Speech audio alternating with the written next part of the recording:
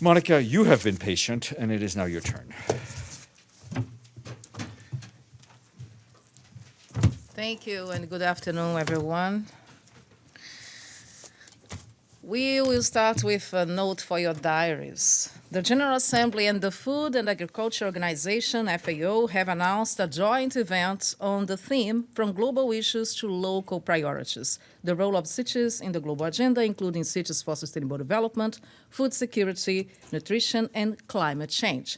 The meeting will take place on 19 February from 3 to 6 p.m. at the Trusteeship Council Chamber. Participants will address from the local perspective the need for multilateral solutions to tackle challenges and how to implement international outcomes and solutions at the local level, bearing in mind context and priorities of cities and local authorities. At least 55% of the world's population lives in urban areas, and this number is expected to rise to 70% by 2050. The joint event also aims to give voice to cities from around the world towards achieving the SDGs and addressing issues related to climate change, sustainable consumption, food and healthy diets, among other topics. The Director General of FAO, Mr. José Graziano da Silva, will be present at the event with President Maria Fernanda Espinosa, as well as mayors and former mayors, who will share experiences of effective local practices, innovative strategies, and lessons learned.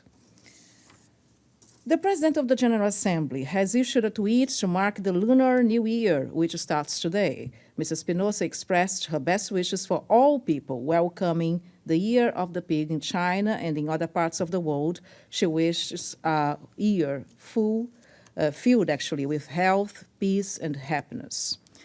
And the PGA started her day today with a TV interview to Telesur. She later had a meeting on the high-level political forum. She also had a bilateral meeting with the president of ECOSOC.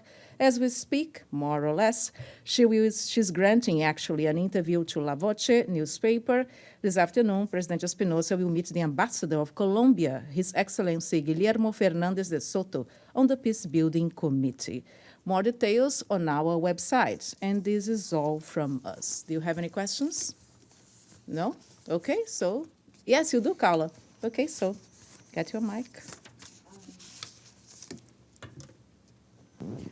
Yesterday, and this is now for the second time, the President of the General Assembly expressed her concern at the gross inequality and the injustice of the economic distribution of. Mm-hmm. I understand that there was at one point the discussion of having an Economic Security Council at the United Nations, which would make legally binding investments in healthcare and education, and it would have the same legal status as the regular Security Council.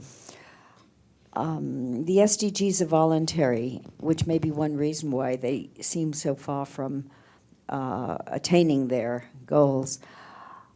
Would raising the discussion again about an Economic Security Council, I understand that it was torpedoed by the United States and its allies, but it seems like a very worthwhile idea. Would this be within the responsibilities of the President of the General Assembly, since her powers and her mandates were discussed last night? Okay, and Carla is referring to the meeting where we had an informal meeting with ANCA, as you may be aware, yesterday with the former PGAs, and this issue was actually was part of the informal discussions. The cooperation that that President Espinosa is having with ECOSOC, and you will remember that last week we had the first joint briefing between the President of ECOSOC and the President of the GA, and the conversation that she has been having with ambassadors and other parties here at the United Nations to advance the SDGs, to advance the economic development, is part of her of her agenda, of her priorities. But to get as far as the creation of another body, I don't have any information on this. I can look on it. I can look into it for you. But right now, I don't have any information. So it may have been part of the discussion, some suggestions, and we have to look into it further, okay? But thank you. Of course, go ahead. There are constant criticisms of North Korea for human rights abuses, and same thing Venezuela. I ran into a former Assistant Secretary General of the Department of Economic and Social Affairs yesterday, and I had been very concerned by the report in 2008 about 80,000 Indian farmers committing suicide because they could not repay their debts, which in most cases came to $6,000. I ran into nothing was said in the most recent press conference on Economic and Social Developments 2019. Nothing was said, and I was told they knew nothing about this. I ran into the former Assistant Secretary General. He said the numbers have now increased of Indian farmers committing suicide because they can't pay their $6,000 debt, from 80,000 a year to 300,000 a year.